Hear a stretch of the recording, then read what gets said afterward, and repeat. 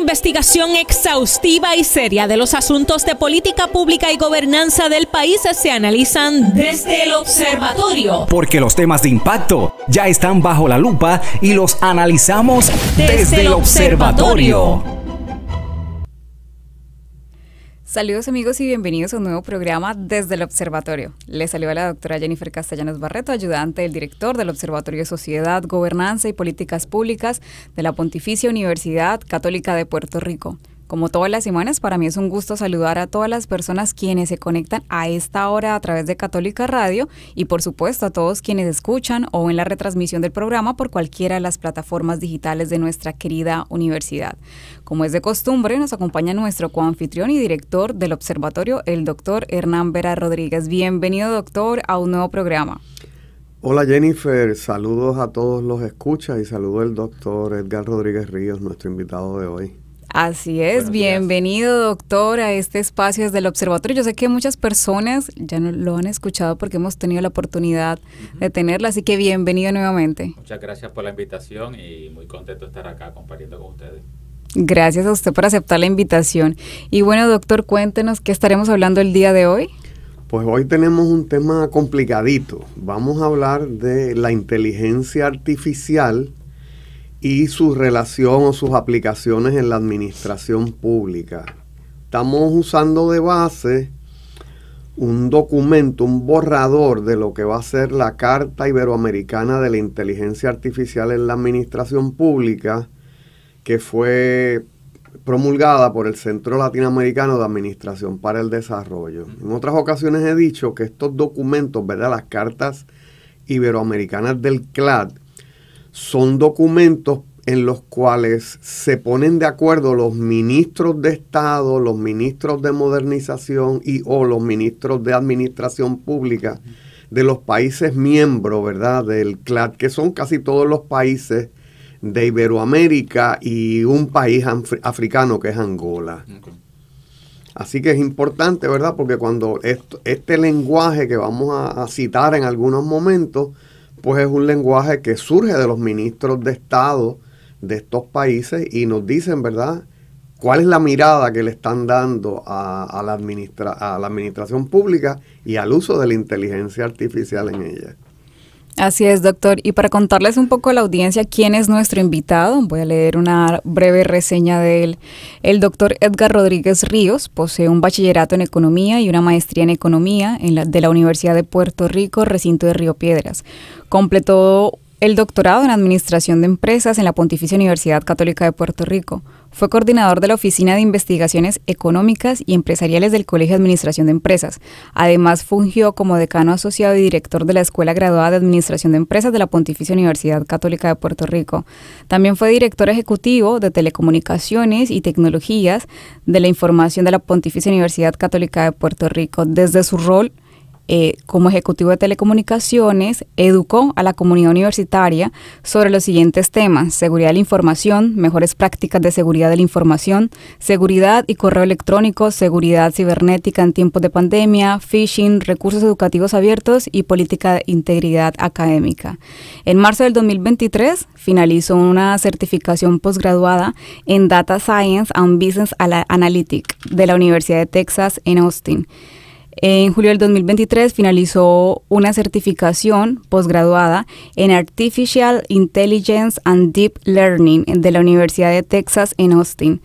Ha participado en varios foros y conferencias locales e internacionales presentando investigaciones sobre los costos sociales de los programas de ajuste estructural del Fondo Monetario Internacional, el Estado y la globalización, capital social y desarrollo económico en Puerto Rico, introducción a la inteligencia artificial, introducción a las técnicas de prompting, los efectos de la inteligencia artificial en la educación y los efectos de la inteligencia artificial en la productividad y el mercado laboral. También ha estado a cargo de educar la comunidad, como ya lo dije, en la universidad. Actualmente es catedrático del Colegio de Administración de Empresas y enseña cursos de estadística, desarrollo económico de Puerto Rico, economía general, finanzas internacionales y métodos de investigación a nivel de maestría y doctorado. Con esta reseña le damos nuevamente la más cordial bienvenida al doctor Edgar Rodríguez Ríos. Para nosotros es un gusto poder contar con usted en el tema tan interesante del día de hoy. Muchas gracias. Fíjate, Jennifer, ¿cómo llegamos a este tema, verdad? Nosotros en el 2017 yo voy a un congreso del CLAD en Guadalajara, México, el último presencial que fui. Estaba acompañado por el estudiante Omar Pacheco y el doctor Federico Rivera, que lo conoce, Jennifer. Y teníamos un panel allí. Y una de las conferencias magistrales las tenía este profesor de la Universidad de Barcelona, un profesor paradigmático, vamos a decir, en la disciplina, que siempre hablaba del Estado y hablaba de la modernización de la administración pública.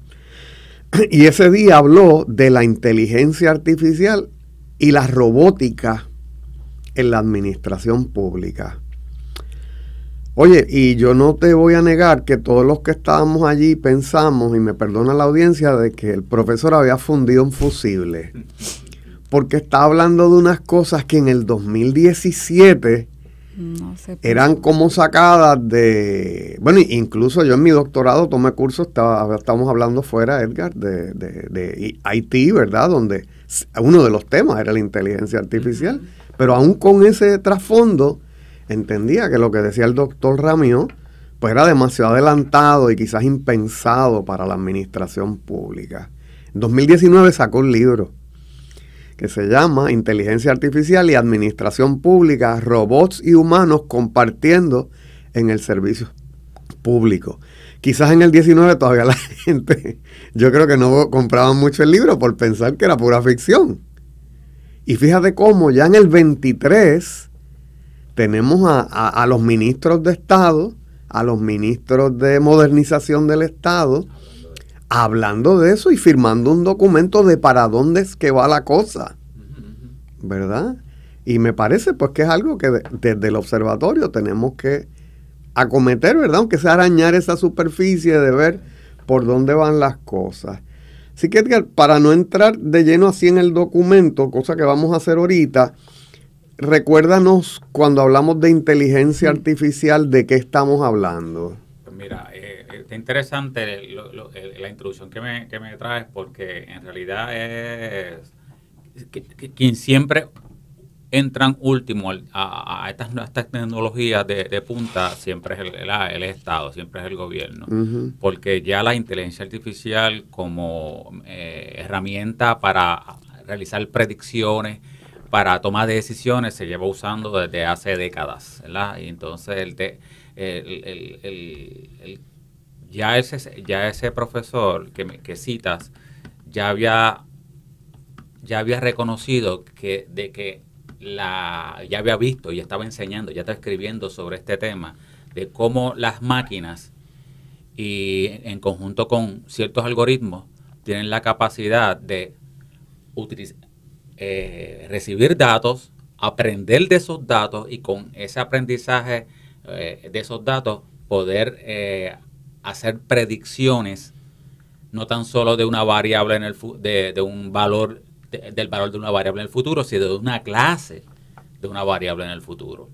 Y ya antes del 2017 la inteligencia artificial se estaba utilizando ya para eso. Empresas lo estaban utilizando hace mucho tiempo. Google lo estaba usando hace mucho tiempo. Claro.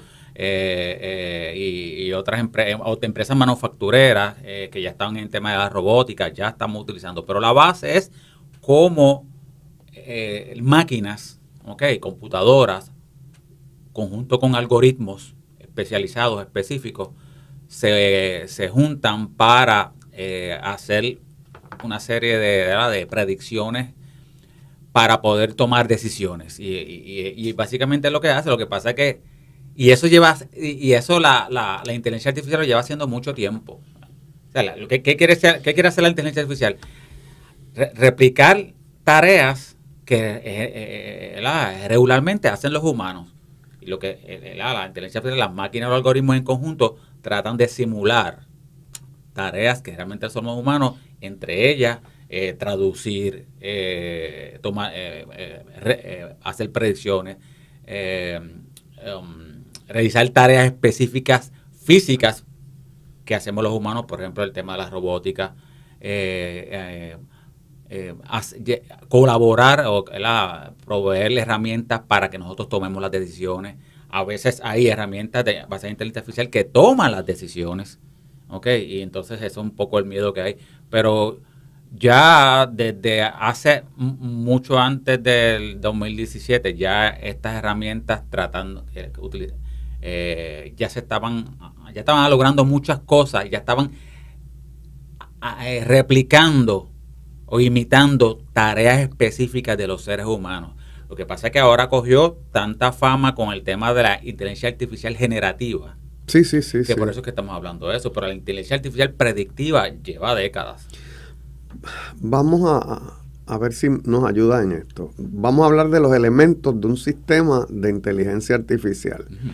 Yo tengo que tener lo que le llamamos el data capture. Yo tengo que tener datos y tengo que tener unos procesos para recuperar esos datos. Guardarlos, almacenarlos. La máquina y el proceso, el conjunto de algoritmos, que obviamente es programación, que fundamentalmente el lenguaje Python, el más que se usa. Hay otros más, pero la máquina con el algoritmo en el lenguaje específico, que tenga la capacidad para coger esos datos que se les va a ingestar. Okay, que en la versión previa, en la inteligencia artificial previa, eran básicamente datos estructurados, era una hoja de Excel. Claro. Y esa hoja de Excel era la que se metía ahí. Okay. Y de qué manera esa máquina, junto con esos algoritmos, aprenden de esos datos, identifica los patrones, identifica las correlaciones de esos datos. Y vamos a decir que los algoritmos son una serie de árboles de decisión realmente desarrollados originalmente por los humanos, ¿verdad? Elaborado por los humanos, pero un conjunto de instrucciones para desarrollar una tarea específica. Vale. Okay, y eso es pura programación. Okay. Que dentro de uno de esos algoritmos está el decision tree, sin lugar a duda, pero está regresión. Ya. Okay, y hay otros, a base de regresión, inclusive la regresión logística y hay decision tree, se han elaborado otros algoritmos mucho más complejos, pero básicamente todos esos eran utilizando especializados en data estructurada. Uh-huh. En la segunda década del siglo XXI empiezan a llegar algoritmos más complejos. Y de Machine Learning pasamos a Deep Learning. Uh-huh. Y una de las ventajas que trae el Deep Learning es que puede trabajar con datos no estructurados. Puede trabajar con textos, por ejemplo. Puede trabajar con imágenes. Puede trabajar con audios. Y eso abrió las posibilidades para desarrollar, abrió las posibilidades de la inteligencia artificial para hacer otras cosas. Que no sea simplemente hacer una predicción de una variable, ¿verdad? O de un comportamiento de una clase en el futuro, sino permitió hacer predicciones más precisas. Yeah. Más precisas, ver correlaciones, ver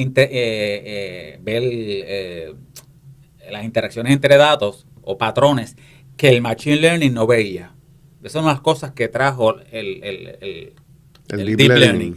Y lo otro que trajo es que tiene la capacidad de recoger datos, de que se ingesten datos no estructurados. Y eso, pues lo que ha permitido la creación de imágenes, el que tú puedas con un texto convertir en audio, o de audio en texto, o de audio en imágenes, que puedes trabajar con códigos de computadora y generarlos y arreglarlos y mejorar la capacidad de programación. Y la capacidad de generar textos como lo estamos viendo hoy. Sí. ¿Okay? Fíjate, cuando hablas de todo eso, ¿verdad? Todas esas posibilidades, Ramió en el libro nos habla de, y cualquier persona que vive en el país sabe, de la capacidad de resistencia de los organismos públicos y de la gente que lo componen a los cambios. Así que aquí recordamos el libro de grata recordación de quién se ha robado mi queso, ¿verdad? Uh-huh. Que para mí es un tratado de cambio organizacional y de cuán difícil es el cambio organizacional en ocasiones. Entonces te leo del libro de Ramió. Dice, las administraciones públicas tienen una increíble capacidad de digestión sin inmutarse ante los cambios de paradigma, sean estos tecnológicos, económicos o políticos. Por ejemplo, han asimilado sin grandes problemas la revolución digital, aparentemente puntera y transformadora, aunque conceptualmente reactiva y conservadora. Han sabido aprovechar los instrumentos digitales para transformar la atención directa a la ciudadanía, pero han sido totalmente impermeables a modificar ni un ápice de su modelo conceptual de organización interna. Uh-huh. Así que podemos tener unos elementos del siglo XXII, ¿verdad? Con la inteligencia artificial. Y él dice, pero hay que trabajar también con la organización interna del Estado. Increíblemente, y eso lo podemos elaborar luego, nos llama la atención que él dice, este paradigma de la inteligencia artificial en la administración pública es bien cónsono con el modelo weberiano, el modelo de Max Weber, ¿verdad? Uh-huh. De cómo corren las organizaciones. Y ahorita elaboro un poquito más sobre eso. Así que me parece interesante, ¿verdad? Bueno, no nos olvidemos en esta capacidad de resistencia que la primera ley de Estado digital en Puerto Rico fue de 1980. De 1980. Que no muy lejano de ese momento fue que Singapur comenzó su transformación en un proceso de Estado digital, y allí todo es manejado por cámaras, todo es manejado por inteligencia artificial. Lleva mucho tiempo con eso. Sí, las escuelas, casas, hogares de adultos mayores, hospitales, las fábricas, los trenes, todo está conectado en un mismo sistema. No tienes que andar con una identificación digital porque tu teléfono es tu identificación digital, tu teléfono es tu forma de pago. No tienes que rendir ni contribuciones porque inmediatamente se saben cuando te ingresan el dinero, ya el Estado sabe cuánto tienes que pagar, ¿verdad? Así que son todos esos procesos de transformación de la sociedad. Y de eso estamos hablando, de que la inteligencia artificial puede, en buenas manos y bien organizada, y ahí el tema de la carta. Sí, el tema de la carta. El Por tema eso de la carta. Me llama la atención la carta. Que bien organizado, pues puede ser un instrumento de transformación social. Sí. Hablemos un poquito de la carta. ¿Qué te pareció, verdad, leerla? Pues mira, la carta me llamó mucho la atención porque primero la carta toca muchos temas. Hay temas que los toca un poco livianamente, ya se lo podemos hablar más. Pero abarca muchos temas. Se nota de que ellos han visto lo que han hecho otros países, lo que hizo Europa con la ley, ¿verdad?, que estableció sobre inteligencia artificial. Pero lo más que me llama la atención es que se nota le ven potencial. La carta a mí me demuestra potencial en la inteligencia artificial en mejorar muchas cosas del funcionamiento del gobierno de los países latinoamericanos. Y ya eso es, ¿verdad?,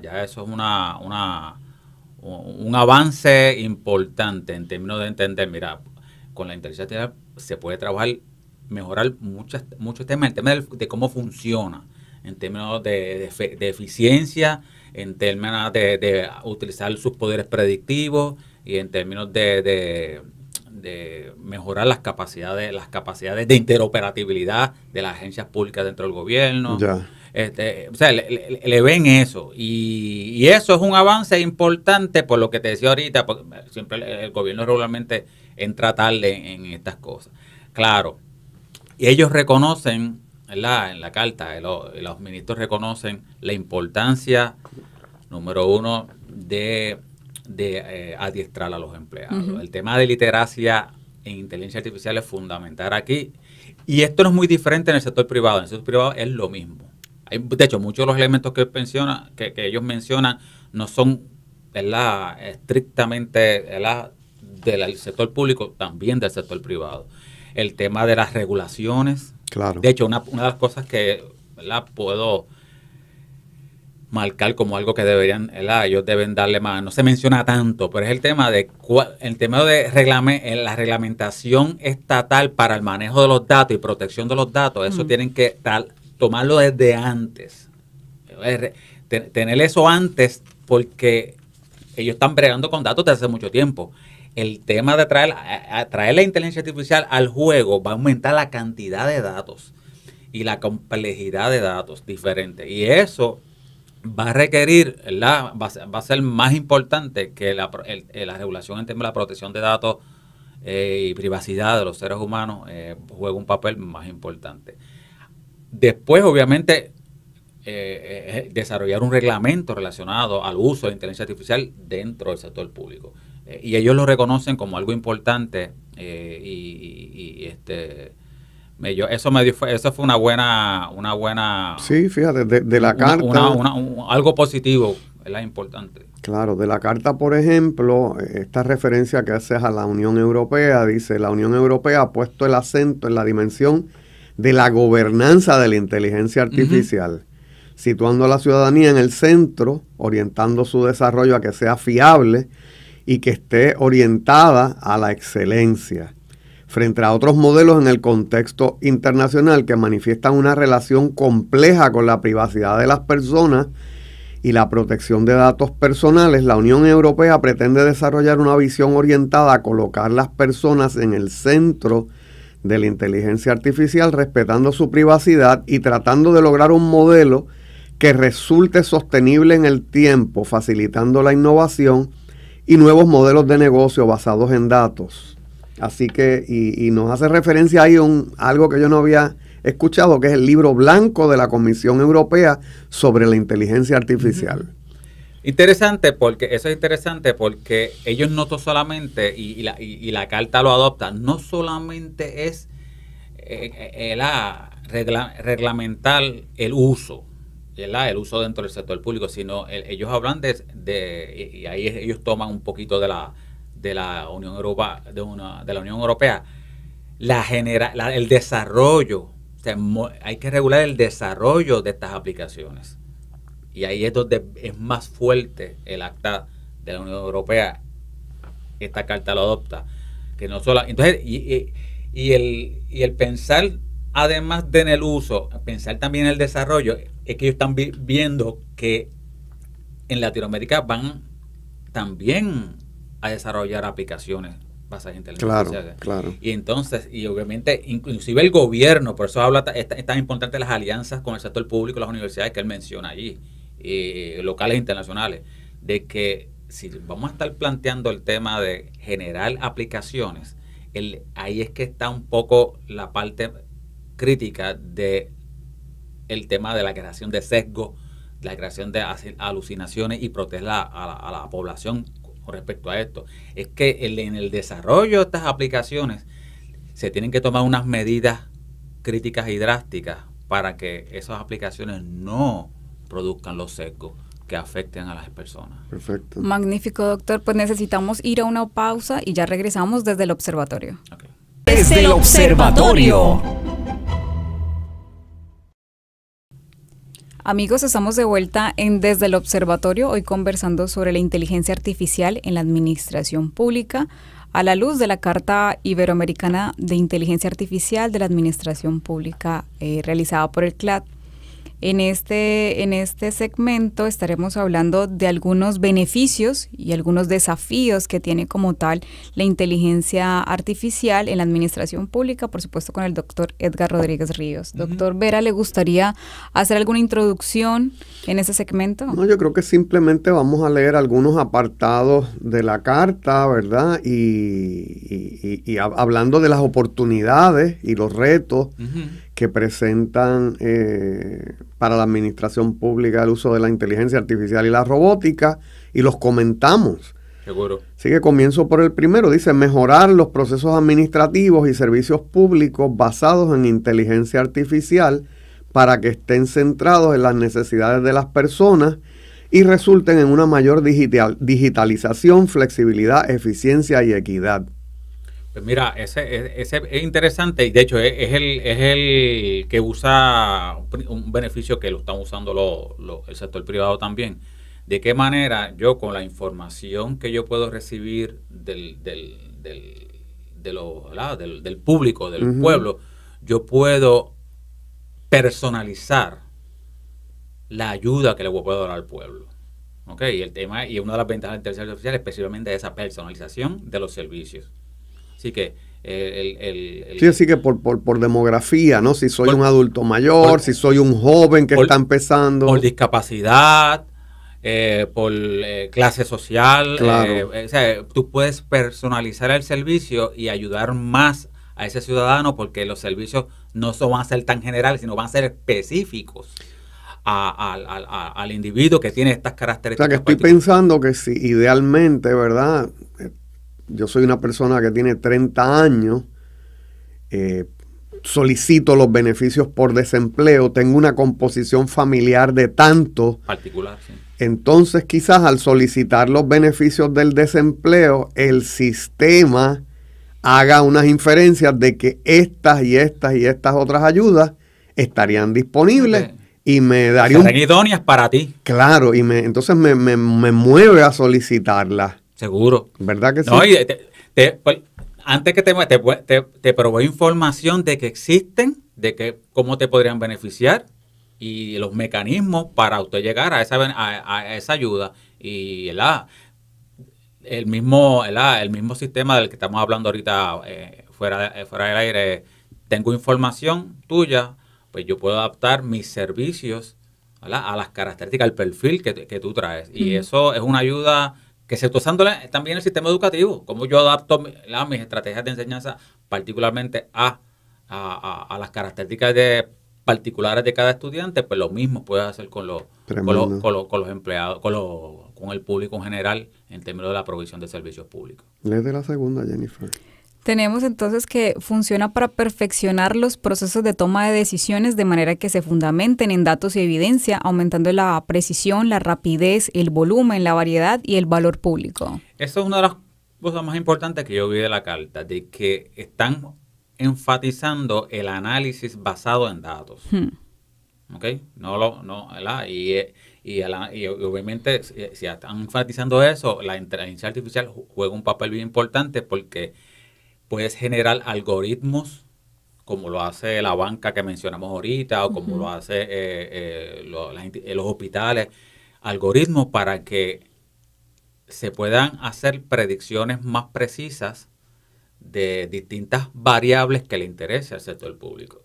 ¿Okay? Pero hay variables que no tan solo numéricas, sino se puede estar prediciendo variables categóricas que podrían determinar, mira, esta persona, dado un perfil, esta persona tiene estas características o tiene estas características.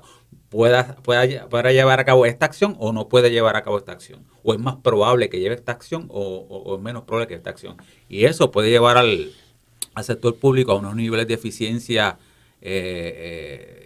importante para su funcionamiento. Y que sea más rápido, ¿no? Porque sí, menciona eso. Sí. Desde el 2000, yo llevo escuchando de la agilidad de los procesos, como desde el 2018, quizás eso estaba mucho antes, yo lo vine a escuchar el 2018, pero hubo como un boom de la necesidad de implementar procesos más ágiles y eficientes, y creo que eso es lo que trata también la administración de generar como un copy de lo que ha hecho la empresa privada. Sí, sin duda. La empresa, utilizar lo que hace la empresa privada, bueno, lo primero que hace la empresa privada con la inteligencia artificial siempre es buscar eficiencia. Sí. Buscar eficiencia, buscar rapidez, que los procesos se hagan, los procesos característicos de ellos se hagan más rápido. El sector público va a hacer lo mismo. Va a diseñar procesos para que se agilicen las solicitudes, testen qué es lo que necesita lo más rápidamente, lo que necesita el público en general, y de esta manera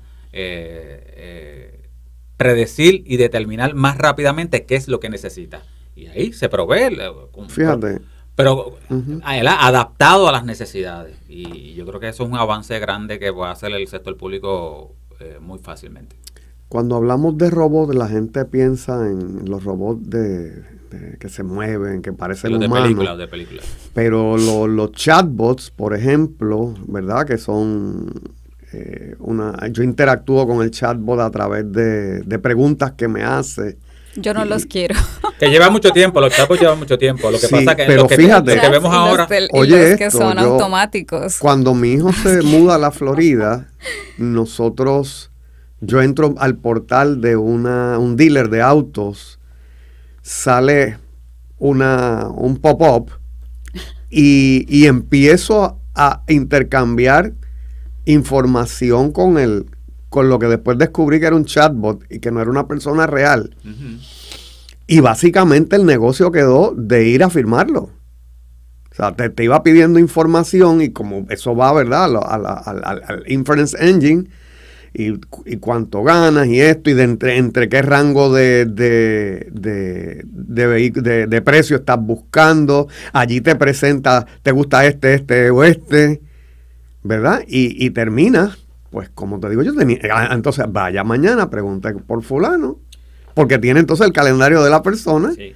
Y allí se cierra el negocio. Y esos chatbots que son los chatbots antes de la inteligencia artificial generativa, eran los que son chatbots basados en reglas. Claro. Tú preguntas esto es lo que te voy a contestar, esto es lo que te voy a contestar. Ahora no. De hecho, lo que salió reciente, la nueva actualización de ChatGPT es que tú hablas con la herramienta. Esto no es en computadora, esto es aquí en un teléfono. Tú hablas con la computadora, tú lo puedes interrumpir. O sea, tú le hablas, él empieza a hablar y tú le interrumpes. No, yo lo quiero así, yo quiero de este tono. Yo creo que te especialices en esto. No me toques. Y él va a retirar. Entonces, los chatbots van a imitar más que lo que es la función de inteligencia artificial. Funciones humanas, especialmente de interacción con un usuario en manera más natural. Y asusta porque es que las posibilidades que están surgiendo, que van a estar surgiendo con eso en términos de atender al consumidor, sea privado o público, pues va a ser más amplia. Tú no tienes que estar esperando que él te conteste. Si él te está contestando y no te gusta la contestación porque él va por otro lado, no te entendió, tú lo interrumpes y él va a detenerse. Okay. Entonces, en los procesos de intercambio con los usuarios va a ser más rápido, más eficiente. Y sin escribir nada, todo lo va a hacer por voz. Ya. ¿Qué te parece, fíjate, cuando yo leo esto de la inteligencia artificial en la toma de decisiones, incluso la automatización de toma de decisiones, pienso que el ser humano todavía tiene la ventaja dentro de los procesos por el tema de la discreción. Sí. ¿Pudiéramos programar la discreción? No, eso es lo que aspira a la inteligencia artificial, lo que llama la inteligencia artificial de mayor nivel, que la menciona de una manera la carta, pero todavía no. Y de hecho no estoy seguro si conviene de que por las particularidades de los usuarios, de los clientes, pero como un buen complemento para la toma de decisiones, para eso es que se está usando tanto en la medicina como en la banca, como en la industria del seguro, inclusive en la educación, como un buen complemento, pero como un sustituto. De hecho, la carta, una de las cosas que hace la carta que me llamó la atención es que se enfoca en la autonomía del humano. Ese es uno de los principios que él menciona, la autonomía del humano, que no tan que la inteligencia artificial dentro del sector público no sea el que rija, que la inteligencia artificial no sea el que rija, que el que rija siempre es el humano, no tan solo en la creación de aplicaciones, en el uso de las aplicaciones, sino en los beneficios potenciales. En el decision making, ¿no? Esa decision making es del humano. Que la inteligencia artificial tiene los elementos para ayudarnos y elevar la calidad de esa toma de decisiones a un nivel más alto, sin duda. Pero que no se tome en cuenta que no se nos olvidemos que primero estos algoritmos los crea el humano, pero que estos algoritmos, si no se regulan y si no se manejan bien, en algunas tareas podría sustituir el humano. Claro. No, tenemos que trabajar, lo dice la carta, trabajar en algoritmos que potencien, que aumenten nuestras capacidades, pero que no sustituyan nuestra capacidad para tomar decisiones. Sí, sobre todo porque la carta se enmarca dentro de los objetivos del desarrollo sostenible, ¿no? Y entonces no voy a provocar desempleo, no voy a aumentar la pobreza. Saltando algunos, caigo en uno que es el de desarrollar la transparencia y el combate más eficaz contra la corrupción mediante sistemas de inteligencia artificial de cara a lograr unas administraciones públicas que rindan cuentas y un mejor gobierno? Pues no, lo mismo que hablamos ahorita, de acuerdo a la data que genera las interacciones de las personas y el uso de las personas con los aspectos digitales podrían generar información, ¿verdad? Información crítica importante sobre la probabilidad de que alguna persona esté llevando a cabo prácticas no éticas, socialmente no responsables. Y ya hay ejemplos y ya hay usos importantes de que utilizar la inteligencia artificial, integrarla a los servicios digitales, a los sistemas de compra, suministro, pago, subastas, para predecir la probabilidad de que alguien esté llevando a cabo prácticas no éticas. Sí, ¿no? Y al trabajar con Big Data, sí, yo creo que puede detectar unos patrones. Mira, esta misma compañía está aquí, está allá, allá. De eso se trata, utilizar las grandes cantidades de información. Por eso me preocupa el tema que lo mencioné ahorita, de la protección de los datos, porque la cantidad de información que va a requerir estos sistemas, es mucho más que lo que los sistemas previos, y son bien poderosos. Los algoritmos van a identificar esos patrones y esas correlaciones, pero es mucha data que antes no se metía en los sistemas y que ahora van a estar dentro de algoritmos que van a estar usando distintos usuarios, van a estar expuestos. De hecho, algo que menciona la carta, una de las preocupaciones y desafíos, que es el tema de la seguridad cibernética, porque en la medida que haya más data va a haber más ataques, porque hay más atractivo para el que ataca. Entonces eso es un elemento importante que trae beneficios por la capacidad de predecir, pero también trae unos retos peligrosos que hay que atender, ¿verdad? y que los gobiernos latinoamericanos tienen que tomar en cuenta de manera precisa. ¿Hay algún otro, Jennifer? ¿Seguimos con los beneficios o podemos empezar con algunos desafíos? Vamos a algunos desafíos entonces. Dentro de los principales desafíos se mencionan 11, pero vamos a hablar de algunos porque ya no nos queda mucho tiempo. El primero, bien interesante, dice eliminar los sesgos de género, etnia, religión, así como cualquier otra característica de los seres humanos que pueda manifestarse en los datos e información que nutre los sistemas de inteligencia artificial. Por eso es tan importante, y la carta hace mucha mención sobre eso, sobre la calidad de los datos y la representatividad de los datos. ¿Por qué habla con sesgo? Porque el sesgo aquí ocurre cuando los datos no son representativos de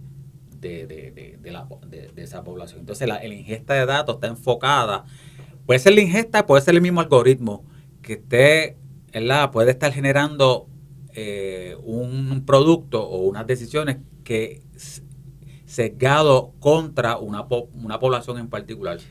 Por ejemplo, negros, mujeres, indígenas, blancos. Sí. Yo lo vi de otra manera, fíjate, sí. O quizás te estoy interpretando, que es que al sustituir la discreción humana o el criterio humano, yo logro una mayor, o pudiéramos lograr, si programamos bien el sistema, una meritocracia más adecuada, ¿verdad? Por ejemplo, en el proceso de selección de recursos humanos, pues yo busco un recurso humano con esta preparación, con esta experiencia, con estas características, y como ser humano, cuando me cae ese resumen, puedo ver cosas étnicas, puedo darle un tinte, puedo discriminar. Cosa que si la máquina no se le incluye esos sesgos, pues pudiera tomar la decisión independientemente del género, del estatus civil, etcétera. Mira lo que está pasando, ¿verdad? Y creo yo lo que está pasando cuando se usa para recursos humanos, para decidirse a quién contrato. Selección, sí. Pues, obviamente, de hecho, he hablado con gente de la Sociedad de Gerentes de Recursos Humanos aquí en Puerto Rico y me dicen, hay muchos gerentes que están usando estos algoritmos. Muchos. Son software ya enlatados ya basados en inteligencia artificial. Y el riesgo que tienen es que cuando, que pienso yo a lo que se refiere este reto es, la data que se ingesta es ¿qué características tiene? Ok, ¿qué características tiene? Porque si esa data tiene unos sesgos ya internos, cuando vaya a predecir, ¿la contrato o no la contrato? Pero es que mira este perfil, a lo mejor tiene estas características idóneas, pero por para ti aquí personalmente, pero las características que muestran los datos, ¿no? que están ingestadas en los datos, ese perfil no es adecuado cuando podría ser adecuado. Entonces podría haber contradicción entre lo que predice la máquina y lo que tú deseas. ¿Por qué? Porque la data lo que produce es el producto de la máquina, producto como consecuencia de la data ingestada, no en realidad no es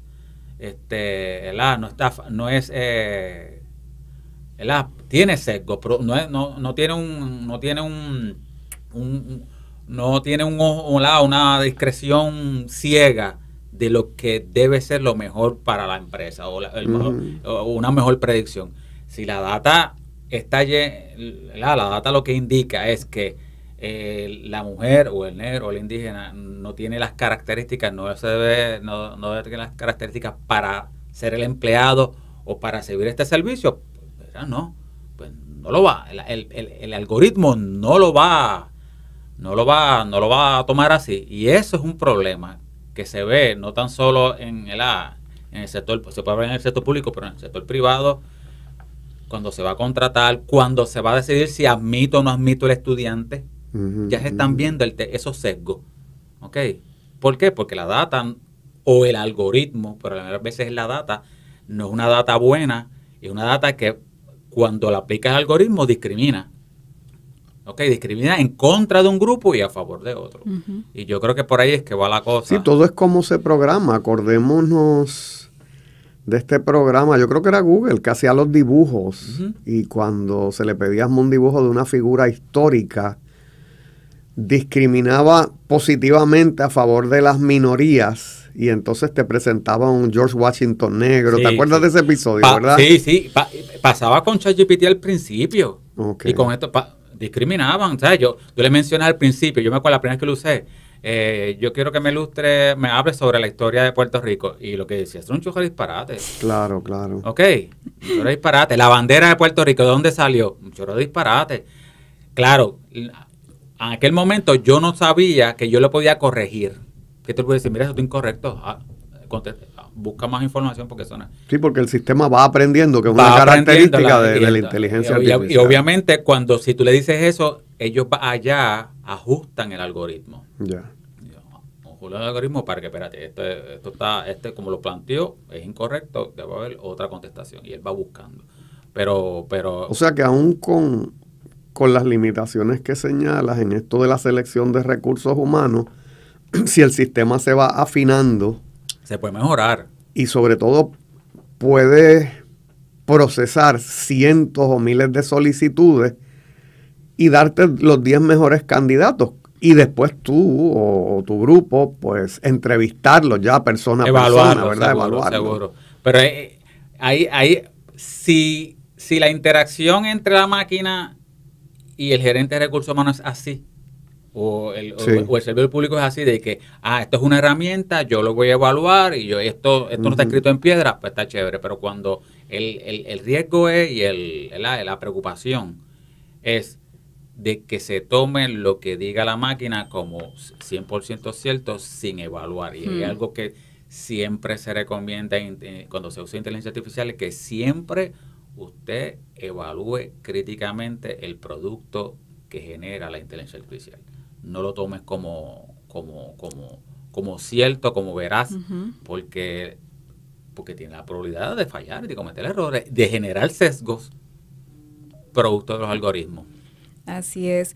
Doctor, como este tiempo vuela y el tema es muy interesante, todavía nos queda un resto de desafíos, pero me gustaría que antes de irnos y despedirnos nos dé algún cierre, alguna recomendación que usted quiera compartir en este espacio frente a esos desafíos o quizás siempre a esos beneficios que hay en la inteligencia artificial para este sector. Yo creo que la clave inicial es promover ser fuerte y ser bastante estricto en el tema de la educación de los empleados y de las empleadas, del personal. Algo que menciona mucho, insiste mucho el informe o la carta, en que promover confianza en el consumidor, en el usuario, claro, en el público. Si el público no confía en el sector público que usa inteligencia artificial, va a incrementar la desconfianza en el sector público, que de por sí hay desconfianza. Pero si la inteligencia artificial genera más desconfianza, porque no confían porque genera discrimen, porque genera sesgo, porque genera alucinaciones, genera 20 problemas, pues obviamente la gente no lo va a usar. Por lo tanto, los beneficios de los que estamos hablando ahorita, esos beneficios se pierden, no se van a ver. Por lo tanto, educar a los empleados y educar a la comunidad sobre lo que hace y sobre lo que no hace, sobre lo que es bueno y lo que no es bueno en inteligencia artificial, yo creo que es crítico inicialmente. El otro tema que debe estar bien pendiente el aparato gubernamental es el tema de cómo va a regular. Okay. La regulación tiene que estar amplia desde la creación del algoritmo hasta el usuario final. Y obviamente todo el proceso. Y importante, y esto es un tema por lo que acabo de mencionar, el tema de la confianza, es que parte de la comunicación del gobierno debe enfocarse en que el usuario final y los empleados entiendan de dónde salen esas decisiones, de dónde salen esas predicciones. Claro. Lo que llama la explainability de los algoritmos, que todo el mundo sepa que, mira, esta decisión de que yo decidí que ella es buena o ella es mala, está basada en estos elementos del algoritmo. Y esa para que la transparencia sea clara, para que todo el mundo esté cómodo, ¿verdad?, con las herramientas, haya confianza, todo el mundo sepa de dónde viene cada uno de los productos, ¿verdad? Y estemos tranquilos, no haya discordia con una nueva herramienta. Como no hubo discordia cuando se empezó a usar, o hubo menos discordia cuando se empezó a usar el Internet, ¿verdad?, como herramienta, pues lo mismo que pasa con una herramienta que es mucho más poderosa, pero podría producir otras consecuencias negativas y conflictos entre el gobierno y el usuario. Muchísimas gracias, doctor Edgar. Doctor Vera, ¿algún último comentario? No, yo creo que todo está dicho en este programa.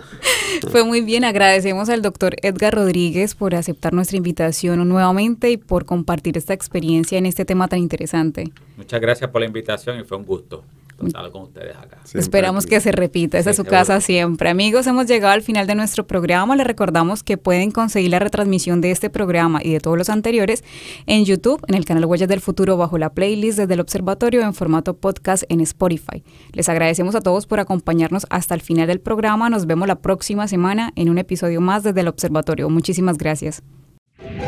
Forma parte de nuestro análisis. Comparte tus opiniones con el panel. Comunícate con nosotros a observatorio.pucpr@pucpr.edu. Desde el Observatorio, una producción de la Pontificia Universidad Católica de Puerto Rico.